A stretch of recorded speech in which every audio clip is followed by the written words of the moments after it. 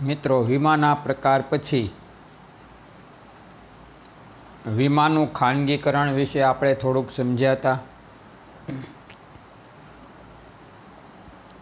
તો ભારતમાં વીમાની શરૂઆત ક્યારથી થઈ અને કોણે કરી? તો ભારતમાં વીમાની શરૂઆત ખાનગી ક્ષેત્રથી થઈ હતી. ભારતમાં બ્રિટિશ હુકુમતના કારણે ઘણી બધી વિદેશી વીમા કંપનીઓએ પણ ભારતમાં વીમા કાર્યની શરૂઆત કરી. અંગ્રેજોના સમયથી જ તે આપણે ત્યાં રેલવે, રસ્તા, વીમા, બેંક આ બધા વ્યવસાયો વિકાસ પામવા માંડ્યા હતા. એમાં વીમાની પણ શરૂઆત થઈ ગઈ હતી. અયોગ્ય વેપારી રસમો આચરવામાં આવતી હોવાના આક્ષેપોને કારણે 19મી જાન્યુઆરી 1956ના રોજ વટ હુકમ દ્વારા જીવન વીમાના ધંધાનું રાષ્ટ્રીયકરણ કરવામાં આવ્યું અને ભારતીય જીવન વીમા નિગમ LIC life insurance corporation of ઇન્ડિયાની સ્થાપના થઈ. આમ જીવન વીમા ક્ષેત્રે ભારતીય જીવન વીમા નિગમના એક હથ્થુ ઇજારાની શરૂઆત થઈ. ભારત સરકારે ખાનગી ક્ષેત્ર પાસેથી આ કંપની લઈ લીધી અને સરકાર હસ્તકની જાહેર કંપની થઈ ગઈ, જાહેર નિગમ થઈ ગઈ અને એને life insurance corporation of India LICના નામથી ઓળખવામાં આવે છે. આપણે એને ભારતીય જીવન વીમા નિગમ તરીકે ઓળખીએ છીએ. ખાનગી ક્ષેત્રમાં વીમા કંપની શરૂ થઈ તો અનેક વેપારી રીત રસમો હતી. પોલિસી પાકતી તારીખે પૂરી રકમ ન મળે, ઘણીવાર વીમાની રકમ ન મળતી, ક્લેમ મૂકી હોય તો ખોટી દલીલો કરી અને એને રદ કરવામાં આવતી. લોકો સાથે આવી રીતે નાણાકીય છેતરપિંડીઓ થતી. તો આ બધી ફરિયાદોને કારણે સરકારે 19મી જાન્યુઆરી 1956ના રોજ વટ હુકમ બહાર પાડ્યો અને એ અનુસાર ભારતીય જીવન વીમા નિગમની સ્થાપના કરી આ ખાનગી વીમા કંપનીને પોતાના હસ્તક લઈ લીધી. એટલે હવે કોઈ બીજા એના હરીફો ન રહ્યા, એટલે આ વીમા કંપની ઇજારો ભોગવે છે એમ કહીએ તો ચાલે. બરાબર? કારણ કે ઇજારામાં એક જ હોય છે, બીજું કોઈ એનું હરીફ હોતું નથી. તો આ રીતે આ વીમાની શરૂઆત થઈ અને ખાનગીકરણથી શરૂઆત કરવામાં આવી, ખાનગી ક્ષેત્રથી, અને જાહેર ક્ષેત્રથી એનો વિકાસ થયો છે.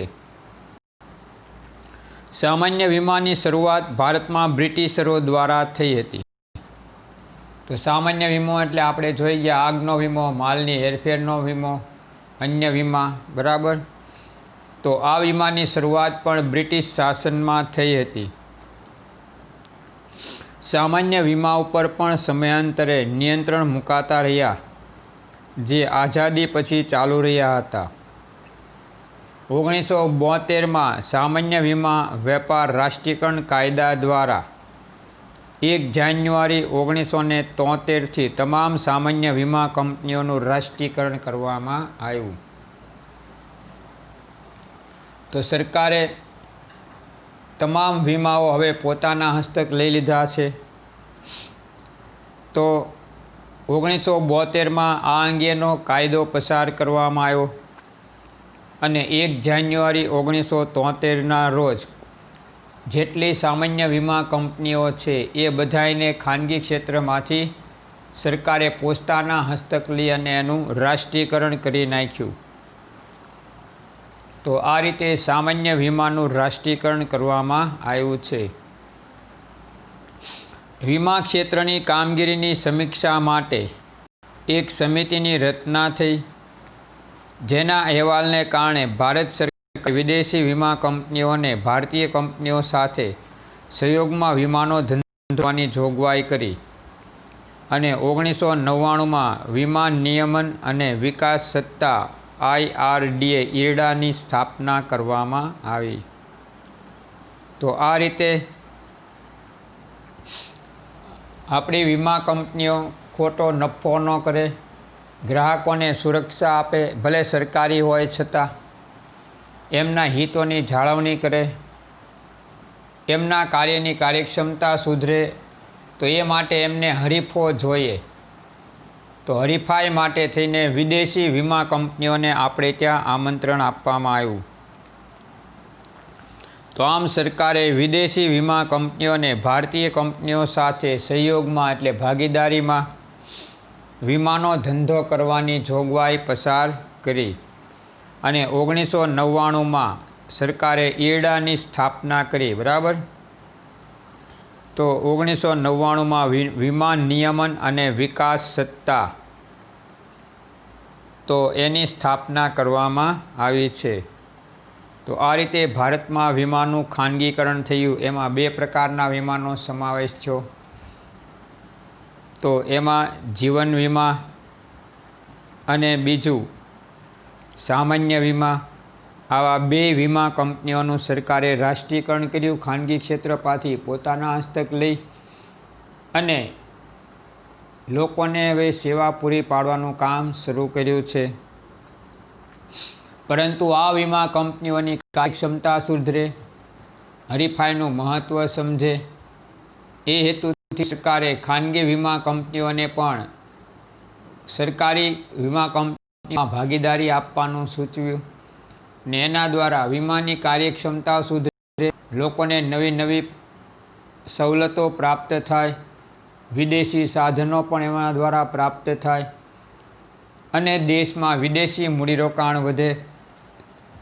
તો એ હેતુથી સરકારે વિદેશી વીમા કંપનીઓને પણ ભારતમાં ભારતીય વીમા કંપનીઓ સાથે ભાગીદારીમાં ધંધો કરવા માટેની છૂટ આપેલી છે. અને 1999માં એ માટે સરકારે કાયદો બનાવ્યો અને એના દ્વારા આવી કંપનીઓને ભારતમાં પ્રોત્સાહન આપવા માટેના કાર્યક્રમો તૈયાર થયા છે. તો આ રીતે દેશમાં વીમાનું ખાનગીકરણ કરવામાં આવ્યું અને ત્યાર પછી અત્યારે સરકાર હસ્તક છે એટલે કે એનું રાષ્ટ્રીયકરણ કરવામાં આવ્યું. વીમા નિયમન અને વિકાસ સત્તા insurance regulatory and development authority IRDA. આપણે જોયું 1999માં સરકારે એની સ્થાપના કરી. બરાબર. અને એ સ્થપાયું એટલે વિદેશી મૂડીરોકાણ કંપનીઓ જે વીમા ક્ષેત્રમાં મૂડી રોકવા માગતી હોય તેઓ હવે ભારતમાં આવી અને આપણી કંપનીઓ સાથે ભાગીદારી કરશે અને એના દ્વારા આપણને નવી નવી સવલતો, નવા નવા વીમાઓ પ્રાપ્ત થશે. તો આપણા દેશની વીમા કંપનીઓની કાર્યક્ષમતા સુધરશે, લોકોને પણ સારી સવલતો પ્રાપ્ત થશે. તો આ રીતે અહીંયા ઈરડાની સ્થાપનાથી આપણને અનેક પ્રકારના લાભ પ્રાપ્ત થયા છે. વીમા નિયમન અને વિકાસ સત્તા ભારતની સર્વોચ્ચ સ્વાયત્ત કાયદાકીય સંસ્થા છે. આ સંસ્થાને સરકારે શું કર્યું? સ્વાયત્ત એટલે સ્વતંત્ર બનાવી. બરાબર. અને વીમા કંપનીઓ ઉપર નિયમન અને દેખરેખ રાખવાની કામગીરી એને સોંપાય છે. એના દ્વારા વીમાને લગતા કાયદાઓ બને છે અને એ કાયદાઓનું પાલન દરેક વીમા કંપનીઓએ કરવું પડે છે. જે વીમા ક્ષેત્રના નિયમન અને વિકાસનું કાર્ય સંભાળે છે. તો વીમા ક્ષેત્ર ઉપર નિયમન એટલે નિયંત્રણનું કાર્ય કરે છે અને એવી કંપનીઓ, વીમા કંપનીઓનો વિકાસ થાય એ માટેના પણ એ લોકો પગલાં ભરતા હોય છે. ઈરડા એક્ટ 1999 દ્વારા ખાનગી વીમા કંપનીઓ માટે વીમા ક્ષેત્રના દ્વાર ખોલવામાં આવ્યા અને આવી ખાનગી વીમા કંપનીઓમાં વિદેશી સીધું રોકાણ FDI ફોરેન ડાયરેક્ટ ઇન્વેસ્ટમેન્ટ 26% સુધીની મર્યાદામાં કરવા માટેની મંજૂરી આપવામાં આવી હતી. જ્યારે આ કાયદો 1949-99માં પસાર થયો અને એના દ્વારા ખાનગી વીમા કંપનીઓને પણ પ્રોત્સાહન આપવામાં આવ્યું, જેથી સરકારી કંપનીઓ સાથે એની હરીફાઈ વધે અને આવી વીમા કંપનીઓ જે ખાનગી ક્ષેત્ર દ્વારા ખોલવામાં આવે તેમાં 26% સુધી વિદેશી કંપનીઓ પોતાનું મૂડીરોકાણ કરી શકે એ માટેનો કાયદો પસાર થયો, એનાથી વધારે નહીં. તો 26% સુધીનું મૂડીરોકાણ એ ખાનગી ક્ષેત્રમાં વિદેશી વીમા કંપનીઓ કરી શકે એટલી સત્તા આપવામાં આવી હતી, જે વર્ષ 2015માં વધારીને 49% સુધી કરવામાં આવી. 49% એટલા માટે કે 51% થઈ જાય તો ખાનગી વીમા કંપનીઓમાં વિદેશી કંપનીનું વર્ચસ્વ વધી જાય અને આપણા દેશની કંપનીઓનું વર્ચસ્વ ઘટી જાય. બરાબર, એટલે આપણને બહુમતી મળે એટલે ખાનગી કંપની આપણી રહે, વિદેશીઓનું મૂડીરોકાણ માત્ર 49% અને આપણા 51% મત એટલે આપણે હંમેશા આગળ રહીએ. તો સરકારે એમાં 49% સુધીની છૂટ આપી, એનાથી વધુ છૂટ આપી નથી. તો 2015ના વર્ષમાં 1999ના સુધારામાં એણે આ એક ફેરફાર કે ભાઈ 26% વિદેશી મૂડીને બદલે 49% વિદેશી મૂડીરોકાણ થાય. બરાબર, એ માટેના પ્રયત્નો કરવાની એણે આજે બીડું ઝડપ્યું, જેથી કરીને દેશમાં વિદેશી મૂડી આવે, દેશની વિદેશી મૂડીની જરૂરિયાત સંતોષાય, સરકારી કંપનીઓ સાથે એની હરીફાઈ થાય, એથી લોકોને નવી નવી સવલતો મળે. બીજું, આપણી વીમા કંપનીઓની કાર્યક્ષમતા હરીફાઈને કારણે સુધરે અને એ કંપનીઓ પણ લોકોને સારી સવલતો અને સારી યોજનાઓ આપતી થાય. તો આ બધા હેતુથી સરકારે આ પગલાં લીધા અને ઈરડા હેઠળ એ માટેના જુદા જુદા કાયદાઓ ઘડવામાં આવે છે. આમ વિદેશી વીમા કંપનીઓ ભારતીય વીમા કંપનીઓમાં સીધું 49% સુધીનું મૂડીરોકાણ કરી શકે છે. ઈરડાના મુખ્ય ઉદ્દેશોમાં પહેલું, વીમા ધારકોને વધુ પસંદગી મળે. આપણે એવું નથી કે સરકારી કંપની માટે આપણે રોકાણ કરવું એવું નથી હોતું. બરાબર, આપણે બીજી અન્ય પણ કોઈ પણ કંપનીમાં પણ રોકાણ કરી શકીએ. ખાનગી ક્ષેત્રમાં આપણને વધુ લાભ મળતો હોય તો આપણે એમાં પણ રોકાણ કરી શકીએ છીએ. બીજું, વીમા કંપનીઓ વચ્ચે તંદુરસ્ત સ્પર્ધા દ્વારા ઓછા પ્રીમિયમે વધુ સારી સેવા મળે.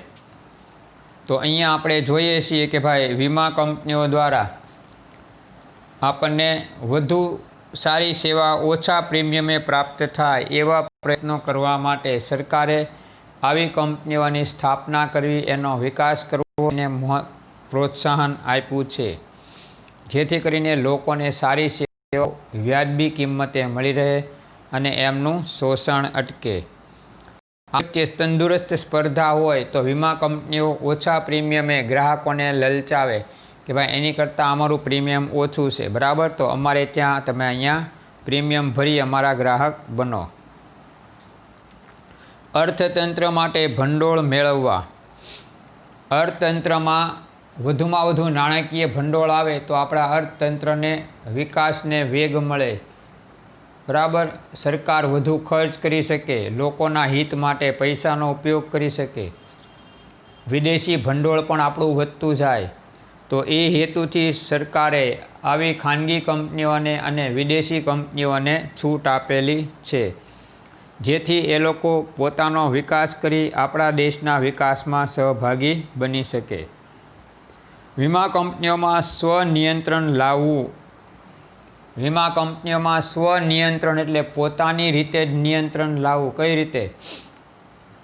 તો જે વીમા કંપનીઓ ગ્રાહકો પાસેથી બેફામ ચાર્જ વસૂલ કરતી હોય, બરાબર, હવે પરિસ્થિતિ એવી થાય કે હરીફાઈ આવી અને બીજી કંપનીઓ એવી જ સવલત ઓછી કિંમતમાં આપે તો જે કંપનીઓ ગ્રાહકોને લૂંટતી હોય એ કંપનીઓમાંથી ગ્રાહકો વધારે સવલત આપતી, સારી સવલત આપતી ઓછા પ્રીમિયમવાળી કંપનીમાં જશે. એટલે ઓલી કંપનીઓમાં ગ્રાહકો ઘટતા એણે પોતાની રીતે આવી પરિસ્થિતિમાં નિયંત્રણ લાવવું પડશે, પ્રીમિયમના દર ઘટાડવા પડશે અને ગ્રાહકોને સારી સુવિધા મળે એ માટેના પ્રયત્નો કરવા પડશે. તો આ વીમા કંપનીઓમાં સ્વનિયંત્રણ લાવવાની પણ એમની જવાબદારી થાય.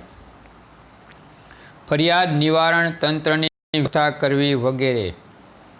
અહીંયા વીમા ધારકો જે હોય તો એની જે કાંઈ પ્રકારની વીમા કંપનીઓ પ્રત્યેની ફરિયાદ હોય તો એ ફરિયાદોનો નિકાલ કરવા માટે પણ સરકારે વ્યવસ્થા ગોઠવેલી છે. ઈરડા દ્વારા તમે એમાં ફરિયાદ કરી શકો છો અને ન્યાય મેળવી શકો છો. ઘણીવાર વીમા કંપનીઓ આપણી કોઈપણ પ્રકારની ક્લેમ હોય, બરાબર, એ ક્લેમનો જવાબ ન આપતી હોય કે વળતર ન આપતી હોય તો તમે આ અંગેની અરજી કરો આમાં, તો તરત જ તે તમને એનો જવાબ આપવો પડે અને યોગ્ય ન્યાય આપવો પડે છે. તો આમ ફરિયાદ નિવારણ તંત્રની વ્યવસ્થા કરવાની પણ સરકારે આમાં જોગવાઈ કરેલી છે, જેથી વીમા ધારકોનો વીમા કંપની પરનો વિશ્વાસ જળવાઈ રહે, લોકોને આવી સારી સેવાઓ મળતી રહે અને છેતરાવાનો ભય ઘટતો જાય. બરાબર. તો આ રીતે થઈને સરકારે લોકોના ફરિયાદોને નિવારવા માટેની પણ એક તંત્રની રચના કરી અને ઈરડા દ્વારા બનાવાયેલા કાયદાનો જો ભંગ થાય તો આવી કંપનીઓ પ્રત્યે દંડ કે શિક્ષાની પણ જોગવાઈ સરકારે કરેલી છે. ત્યાર પછી ટપાલ સેવા. લેખિત માહિતી સંચારમાં ટપાલ સેવાઓ મહત્ત્વની છે. અંગ્રેજોના સમયથી તે જો ટપાલ સેવાનો ખૂબ પુષ્કળ પ્રમાણમાં વિકાસ થયો છે. આજે આપણે 21મી સદી તરફ ગતિ કરી રહ્યા છીએ તો પણ પત્ર વ્યવહાર એટલે ટપાલ સેવા એટલું જ મહત્ત્વનું બની રહ્યું છે, કારણ કે અરજીઓ મોકલવા, અરજીઓ મેળવવા આજે પણ આપણે પોસ્ટ ખાતાનો સહારો લઈએ છીએ. બરાબર. તો ઈમેલ દ્વારા પણ આપણે કામ કરીએ, છતાં પણ આજે પત્રનો એટલો જ મહત્ત્વ એમાં જોવા મળ્યું છે. તો આમ ટપાલ સેવા અંગ્રેજોના સમયથી શરૂ થઈ હતી. ટપાલ સેવા દ્વારા માહિતી એક જગ્યાએથી બીજી જગ્યાએ ઝડપથી અને ક્ષતિરહિત પહોંચાડવી જરૂરી છે. એક જગ્યાએથી બીજી જગ્યાએ જલ્દી પહોંચી જાય ટપાલ તો સામેની વ્યક્તિને માહિતી ઝડપથી મળે. ત્યારે તો ટેલિફોનની વ્યવસ્થા નહોતી, માત્ર પત્ર વ્યવહાર દ્વારા જ માહિતીની લેવડ દેવડ થતી. આવી માહિતી સામેની વ્યક્તિને ઝડપથી મળે તો ઝડપથી એ નિર્ણય લઈ શકે, એનો યોગ્ય પ્રત્યુત્તર આપી શકે. બરાબર. તો આ રીતે અહીંયા પત્ર વ્યવહાર માટે થઈને ક્ષતિરહિત અને ઝડપી પત્ર વ્યવહારની સેવા પૂરી પાડતી સંસ્થાઓની જરૂરિયાત ઊભી થઈ. ખાનગી ટપાલ સેવા, કુરિયર સર્વિસ અથવા આંગડિયા દ્વારા પણ આવી સેવા મળી શકે છે અને ભારત સરકારના ટપાલ ખાતા દ્વારા પણ આવી સેવાઓ વ્યક્તિને અને ધંધાકીય એકમોને મળી શકે છે. તો વર્તમાન યુગ એવો આવી ગયો કે ભાઈ ખાનગી ક્ષેત્રનો એમાં હિસ્સો વધી રહ્યો છે. સરકારે જે રાષ્ટ્રીયકરણ કરેલું ટપાલ સેવાનું એના હસ્તક હતી, એમાં ખાનગી ક્ષેત્રને પ્રવેશ આપ્યો એટલે હવે કુરિયર સેવાઓ પણ ચાલુ થઈ, જે પત્રો, પાર્સલ અને એ બધાની હેરફેર ખૂબ ઝડપથી કરે છે. એટલે જ સરકારે સ્પીડ પોસ્ટ અને સ્પીડ પાર્સલની સેવા શરૂ કરવી પડી ભારત સરકારના ટપાલ ખાતા દ્વારા. બરાબર. તો આમ હવે લોકો ઝડપથી પોતાને મળતી સેવાઓ મળે એ માટેના પ્રયત્નો કરે છે. એટલે ટપાલ ખાતા દ્વારા પણ આવી સેવાઓ સરકાર દ્વારા શરૂ કરવામાં આવી રહી છે. હારોહાર આ લોકો એક સાથે ખાનગી કુરિયરને પણ માન્યતા આપી છે કે આંગડિયા પેઢીને પણ માન્યતા આપી છે. તો એ લોકો પણ પત્રો, પાર્સલને બધું ઘણા તો નેક્સ્ટ ડે પહોંચાડી દેશે, બીજા જ દિવસે. બરાબર. તો આથી ગ્રાહકોનું કામ સરળતાથી અને ઝડપથી થઈ શકે છે. ટપાલ ખાતું ટપાલ સેવાઓ સિવાય પણ ઘણી બધી સેવાઓ જેવી કે મની ઓર્ડર, નાની બચત યોજનાઓ અન્વયે થાપણોનો સ્વીકાર, ટપાલ જીવન વીમા દ્વારા અને ગ્રામીણ જીવન વીમા સ્વરૂપે પૂરી પાડે છે. હવે ભારત સરકારની ટપાલ સેવા છે એ માત્ર માહિતીની લેવડ દેવડ માટે પત્રોની હેરફેર જ નથી કરતું, પણ આ ખાતા દ્વારા લોકોને અન્ય સેવાઓ પણ આપવામાં આવે છે. તો આવી સેવાઓની અંદર આપણે જોઈએ તો સરકાર શું કરે છે કે મની ઓર્ડર, નાણાંની હેરફેર એક સ્થળેથી બીજા સ્થળે કરવા આપણે મની ઓર્ડરનો ઉપયોગ કરતા. એ મની ઓર્ડર દ્વારા નાણાં એક સ્થળેથી બીજા સ્થળે મોકલવામાં આવતા હતા. પછી નાની બચત યોજનાઓ, પોસ્ટ ખાતા દ્વારા બેંકની જેમ જે લોકો બચત કરવા ઈચ્છે છે એમને નાની બચત યોજનામાં લાભ આપે છે. એમનું બચત ખાતું ખોલે, થાપણો સ્વીકારે અને નક્કી કરેલા વ્યાજના દરે એ લોકોને થાપણ પર વ્યાજ ચૂકવે છે. તો આમ નાની બચત યોજનાઓ દ્વારા થાપણો સ્વીકારે છે. ટપાલ જીવન વીમા દ્વારા અને ગ્રામીણ જીવન વીમા સ્વરૂપે પણ સેવા પૂરી પાડે છે. તો ટપાલ જીવન વીમો અને ગ્રામીણ જીવન વીમો એ બે સરકારે એવી વ્યવસ્થા શરૂ કરી છે જેથી ગામડાના લોકો પણ વીમા પ્રત્યે આકર્ષાય, એમને પણ વીમાનું સુરક્ષા કવચ મળી રહે. તો એ માટેથીને સરકારે આવી યોજનાઓ અસ્તિત્વમાં મૂકી છે. આ ઉપરાંત તે બીજી ઘણી જ સેવાઓ જેવી કે કેટલાક મ્યુચ્યુઅલ ફંડમાં રોકાણ, ભારત સરકારની ઘણી બધી યોજનાઓ માટે પ્રતિનિધિ એજન્ટની સેવા આપે છે, નિવૃત્તિ પેન્શનની ચૂકવણી જેવા કાર્યો પણ સંભાળે છે. કંપનીઓ મ્યુચ્યુઅલ ફંડ બહાર પાડે છે ત્યારે પોસ્ટ ઓફિસ દ્વારા વિવિધ પ્રકારની બચત યોજનાઓ છે. તો એમાં પણ ફિક્સ્ડ ડિપોઝિટ એટલે લાંબા ગાળાની બચતોમાં થાપણ મૂકનાર વ્યક્તિઓ બરાબર એમના નાણાં છે એ મ્યુચ્યુઅલ ફંડમાં રોકે છે, અથવા ગ્રાહકો વતી એ મ્યુચ્યુઅલ ફંડમાં નાણાં રોકે છે અને એના દ્વારા સરકારને મૂડી પણ પૂરી પાડે છે. ભારત સરકારની ઘણી બધી યોજનાઓ માટે પ્રતિનિધિ એટલે કે એજન્ટની સેવા આપે છે. આધાર કાર્ડ કાઢી આપવું, બરાબર, એટીએમની સેવા છે, ક્રેડિટ કાર્ડ ડેબિટ કાર્ડની સેવા છે. તો આમ બીજી અનેક યોજનાઓ દ્વારા એ સરકારના પ્રતિનિધિ અને એજન્ટ તરીકેનું કાર્ય કરે છે. સ્ટેમ્પ વેન્ડર એટલે કે કાયદાકીય જે ટિકિટો આપણે ચોંટાડવાની હોય સોગંદનામામાં ને એમાં બધામાં, બરાબર, તો એ લોકો આવી સરકારી સ્ટેમ્પ પણ વેચવાનું કામ કરે છે. તો એ સરકારના એજન્ટ તરીકે, પ્રતિનિધિ તરીકે કાર્ય કરે છે. પોસ્ટ પાર્સલ પણ લઈ જાય છે ને એના દ્વારા સરકારને પણ કમાણી કરી આપે છે. તો આ રીતે એ સરકારના પ્રતિનિધિ એટલે કે એજન્ટ તરીકેની સેવા પૂરી પાડે છે. નિવૃત્તિ પેન્શનની ચૂકવણી જેવા કાર્યો પણ સંભાળે છે. અત્યારે ગામડાઓમાં ઘણી જગ્યાએ બેન્કો નથી તો ત્યાં પોસ્ટ ઓફિસો છે. તો જ્યાં જે વ્યક્તિ સરકારી અર્ધ સરકારી ક્ષેત્રમાં કામ કરતા હોય, ત્યાં વસવાટ કરતા હોય, તો એ લોકો ત્યાં પોતાનું ખાતું ખોલાવે તો એમાં સરકાર દ્વારા કે રાજ્ય સરકાર કે કેન્દ્ર સરકાર દ્વારા આ લોકોને જે પેન્શન ચૂકવાતું હોય એના ખાતામાં જમા થાય છે અને એમાંથી એ લોકો ઉપાડ કરી શકે. તો આમ પેન્શનની ચૂકવણીની બાબતમાં પણ એ લોકો આજે લોકોને સહાય પૂરી પાડે છે. ટપાલ ખાતાને બેન્કિંગ સેવાઓ માટેની પરવાનગી પણ મળેલી છે. ટપાલ ખાતું હવે બેંક જેવી ભૂમિકા ભજવે છે. નાની બચત છે, બરાબર, ત્રિમાસિક વ્યાજની યોજના, મંથલી ઇન્કમ સ્કીમ છે, ફિક્સ ડિપોઝિટ છે, બરાબર, એવી અનેક યોજનાઓ એણે બહાર પાડી છે. પોસ્ટલ વીમા યોજના જેવી યોજનાઓ બહાર પાડી. એટીએમની પણ હવે સુવિધા આપવા માંડી છે. ક્રેડિટ કાર્ડ ડેબિટ કાર્ડની પણ એ સુવિધા આપે છે. તો આમ ટપાલની માત્ર સેવા પૂરી પાડતી સંસ્થા હવે એક પ્રકારે બેંકનું કાર્ય પણ કરવા માંડી છે અને તેથી ટપાલ ખાતું અન્ય બેંકોની જેમ પોતાની સેવાઓ ગ્રાહકોને આપે છે. નાની બચત યોજનામાં લોકો પૈસા રોકે તો એના એજન્ટો એના ઘરે જઈને પૈસા લઈ આવે.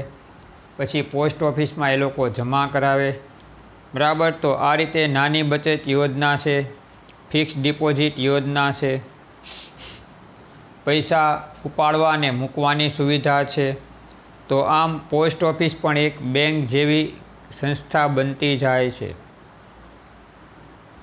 ટપાલ ખાતું 1,50,000 કરતાં પણ વધુ પોસ્ટ ઓફિસ ભારતમાં ધરાવે છે, બરાબર. આપણા દેશમાં 6 લાખ ગામડાઓ છે અને તેમ છતાંય પોસ્ટના જે કાંઈ ખાતાઓ છે ટપાલ ખાતાના, બરાબર, એમાં 1,50,000 કરતાં પણ વધુ પોસ્ટ ઓફિસ ભારતમાં છે.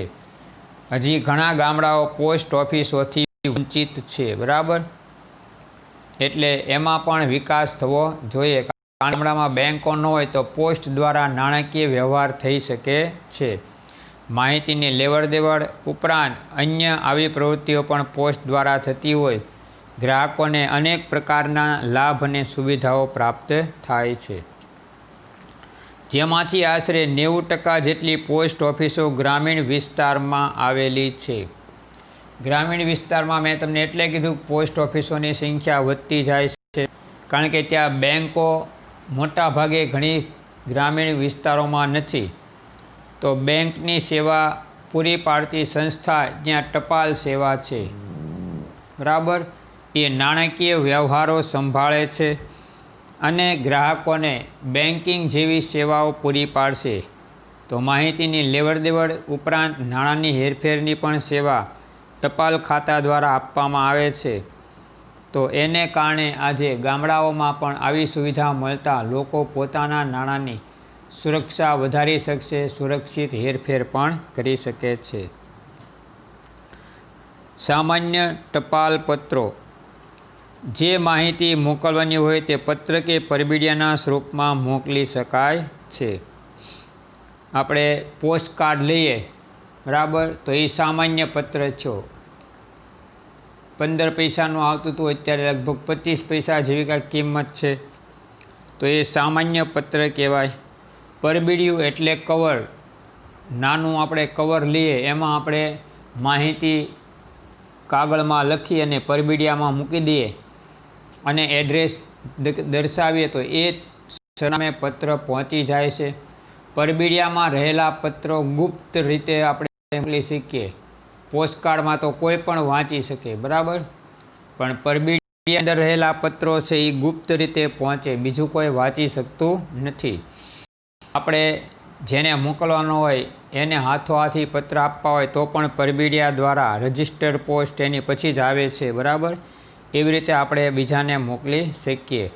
તો આમ પરબીડિયું એટલે કે એન્વેલપ કવર દ્વારા પણ આપણે આવી માહિતી મોકલી શકીએ છીએ. ત્યાર પછી નોંધાયેલી ટપાલ, રજિસ્ટર્ડ પોસ્ટ. ટપાલ ખાતું નોંધાયેલી ટપાલ એટલે કે રજિસ્ટર્ડ પોસ્ટની સેવા આપે છે. આવી નોંધાયેલી ટપાલ જેને મોકલવામાં આવી હોય તેને ડિલિવરી આપવામાં આવે છે. જેના નામનો પત્ર છે એના હાથમાં જ એ આપવામાં આવે ને એની સહી લેવામાં આવે છે, બરાબર. આવી સેવા માટે સામાન્ય ટપાલ કરતાં વધુ કિંમત ચૂકવવી પડે છે, બરાબર. તો અહીંયા જે વ્યક્તિના હાથમાં આવ્યો હોય એણે સહી કરવાની હોય છે. એટલે કોઈ વ્યક્તિ કોઈ જવાબદારીભર્યું કામ સોંપવામાં આવ્યું હોય તો એમાંથી છટકી શકે નહીં, કારણ કે એણે આપણો પત્ર સ્વીકાર્યો છે. માનો કે કોઈ કાયદાકીય નોટિસ છે તો એ રજિસ્ટર્ડ પોસ્ટથી મોકલવામાં આવી હોય તો જે વ્યક્તિના નામની છે એને જ મળે છે અને એની સહી હોય છે, એટલે એ વ્યક્તિને નોટિસ નથી મળી એમ કહી શકે નહીં. પણ સામાન્ય રીતે આનો ચાર્જ વધુ હોય છે સામાન્ય ટપાલ કરતાં. જો મોકલનારને નોંધાયેલી ટપાલ મોકલેલ વ્યક્તિને મળી છે તેના પુરાવા સ્વરૂપે તેની સહી જોઈતી હોય તો તેણે સ્વીકૃતિ મેળવવા માટે થોડી વધારાની રકમ ચૂકવવી પડે છે. તો આ રીતે એ થોડીક વધારાની રકમ ચૂકવે તો સામેની વ્યક્તિની એને સહી મળી જાય કે એને પત્ર મળ્યો છે કે નહીં એની ખાતરી થઈ જાય. તો આને એડી સ્લીપ કહેવામાં આવે, હારવાર જોડેલી હોય છે, બરાબર.